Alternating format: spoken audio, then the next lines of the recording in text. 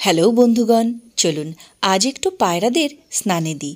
জানেন, পায়রাদের জলের বাটিতে ওষুধের স্তর পড়ে গেছে, সেটাও পরিষ্কার করতে হবে, আর পাখিদের খেতেও দিতে হবে। সব করব, তবে তার আগে এটা বলুন তো, কেমন আছেন সবাই? প্রিয়মপ্রমী পাখি পরিবারে আপনাদের সবাইকে স্বাগত জানিয়ে আমি প্রিয়ম চলে এসেছি আবার একটি নতুন ভিডিও নিয়ে। তো চলুন আজকের ভিডিও শুরু করা যাক। এই বাটিগুলোকে আজকে আগে ধুয়ে পরিষ্কার করে নিই, কারণ পায়রাগুলোকে তো খেতে দিতে হবে। আর এই দেখুন, বাটিগুলো পরিষ্কারই ছিল। কদিন ধরে আমি একটু ক্যালসিয়াম ওষুধটা জলের সাথে মিশিয়ে দিচ্ছিলাম, তাতেই বাটিগুলোর এই অবস্থা হয়েছে। ক্যালসিয়াম ওষুধটা দিলেই নিচে স্তর পড়ে যায়, আর তাতেই বাটিগুলো বেশি নোংরা দেখায়। তাই আমি গতকাল রাত্রেই এই বাটিগুলো ভিজিয়ে রেখেছিলাম, আর এই মগে অল্প জল রেখে দিয়েছি পরিষ্কার করে ধুয়ে নেওয়ার জন্য। আর এই যে এখানে হলুদ বাটিগুলো দেখছেন, এগুলো পাখিদের জলের বাটি। এগুলো আমি গতকালকে রাত্রেই ধুয়ে ফেলেছি, আর এখানে ভিজিয়ে রেখেছিলাম। এখন এগুলো ধুয়ে নেব, ধুয়ে তারপর আমি আসছি আবার। তো দেখুন বন্ধুরা, ওগুলো আমার ধুয়ে নেওয়া তো হয়ে গেছে। এখন আমি দেব পাখিদেরকে খেতে। তো পাখিদের মেনুতে আজকে রয়েছে ছোলা, আর তার সাথে বিট আর গাজর। দেখুন, এই শীতকালটা জুড়ে ওদের খাবারের কিন্তু কোনো অভাব নেই, মানে রকমারি খাবার দাবার দেওয়া যাবে। তার মধ্যে ধরুন বিট, গাজর, মটরশুঁটি, তারপর ধরুন ব্রোকলি। যার যার পাখি খায়, আমার পাখিগুলো ব্রোকলিটা পছন্দ করে না, খায় না। মটরশুঁটি খায়, বিনস আছে, আরও রকমারি খাবার আছে। তো সেগুলো কিন্তু ঘুরিয়ে ফিরিয়ে দেওয়াই যায়। তাছাড়া তো গম ভিজিয়ে দেওয়া যেতে পারে, আর ছোলাটা তো থাকেই। তো ওদের খাবারে আমি একটু ক্যালসিয়াম মিশিয়ে দেব, কারণ দুটো ঘরে না বাচ্চা রয়েছে, ওই বাচ্চাগুলোর জন্য তো ক্যালসিয়াম দিতেই হবে। তো আর অন্যান্য পাখিগুলোকেও একটু দিয়ে দেব।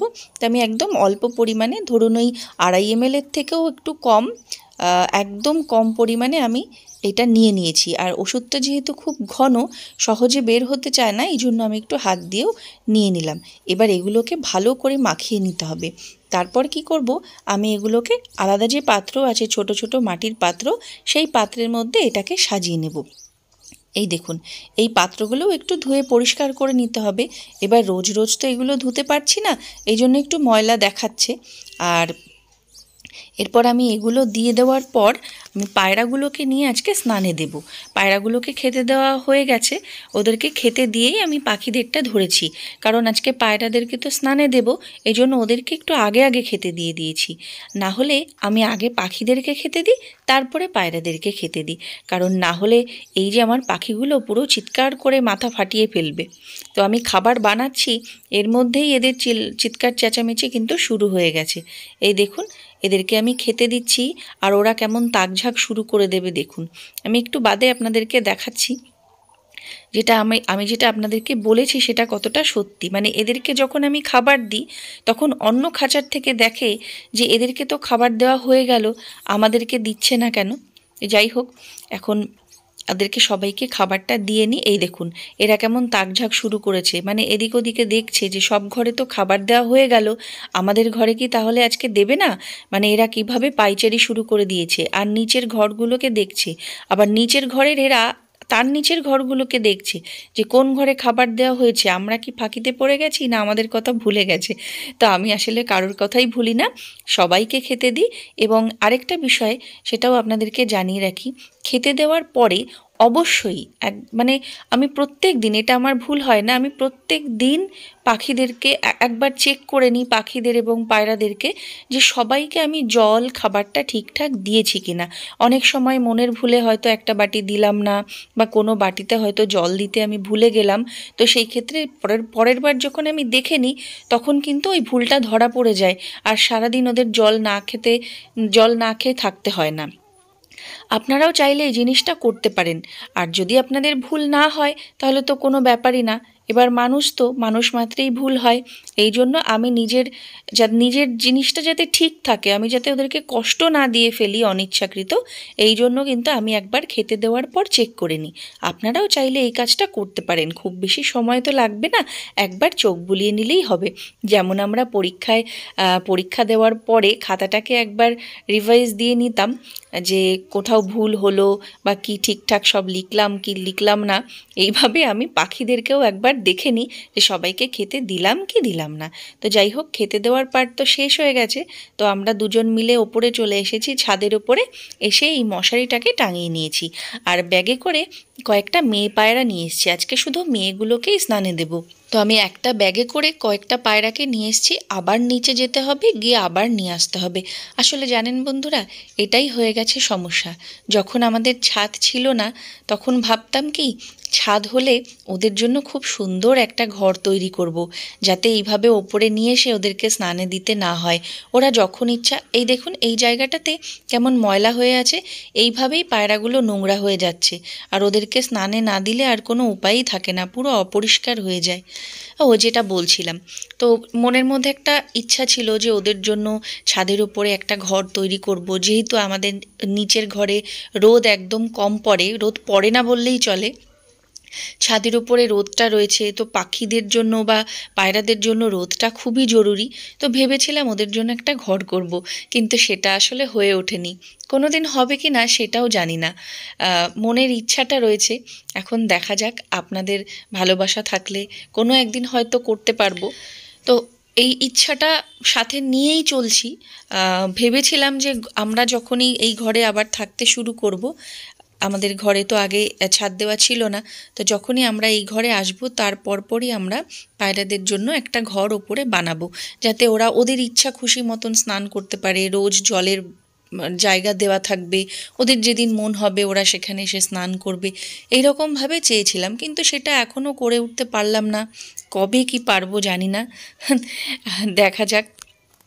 আসলে আমরা যারা মধ্যবিত্ত ফ্যামিলি থেকে আছি তারা তো এইভাবে আশা থেকেই বাঁচি, আর আশা করার পরে যখন অনেক দিন পর সেই জিনিসটা পাই, সেটার মধ্যে কিন্তু একটা আলাদা আনন্দ থাকে, এটা কিন্তু অস্বীকার করার কোনো জায়গা নেই।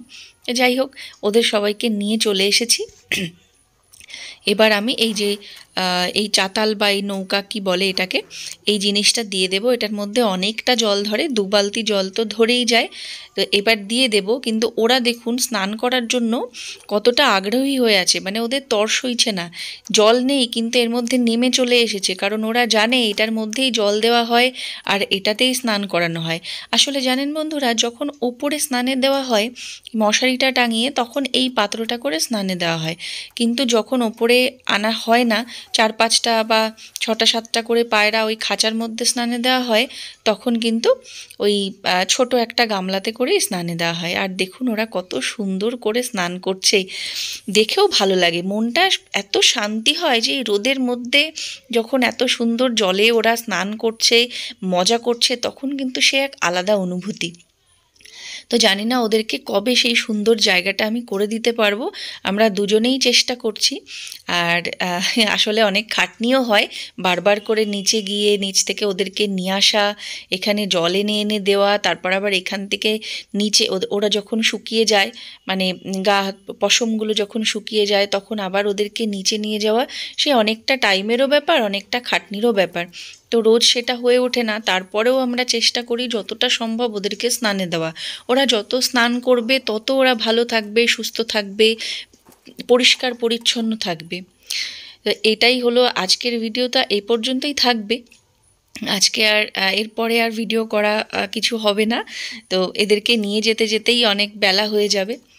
তো বন্ধুরা, কেমন লাগলো জানাবেন, আপনারা কিভাবে আপনাদের পায়রাদেরকে স্নানে দেন সেটাও শেয়ার করবেন। যদি কোনো ভালো বুদ্ধি থাকে তাহলে সেটাও আমরা অ্যাপ্লাই করতে পারবো, আরও যাতে ওরা ভালো থাকে সেই দিকে নজর দিতে পারবো। তো আজকে এদেরকে স্নানে দেওয়া হয়ে গেলে আগামী 2-1 দিনের মধ্যে চেষ্টা করব ছেলেগুলোকেও স্নানে দিয়ে দেওয়ার। আসলে ওই যে বললাম, বারবার নিচে যাওয়া, আবার ওদেরকে নিয়ে আসা, ওদেরও কষ্ট আমাদেরও কষ্ট। জানেন, এই যে জল দিয়েছি না, এখানে কিন্তু 1 বালতি জল আছে, তো 1 বালতি জলের মধ্যে ওদের স্নান করে ঠিক মজা হয় না, এজন্য আমি আরও 1 বালতি জল দিয়ে দিলাম। এবার ওরা মন ভরে 1-2 ঘন্টা স্নান করতে থাক। জানেন ওরা কি করে, একবার স্নান হয়ে গেলেই যখনই আবার গা হাত পা শুকিয়ে যাবে আবার নেমে পড়ে। তো বন্ধুরা, আজকের ভিডিও এই পর্যন্তই থাক, পরের ভিডিওতে আবার কথা হবে। টাটা।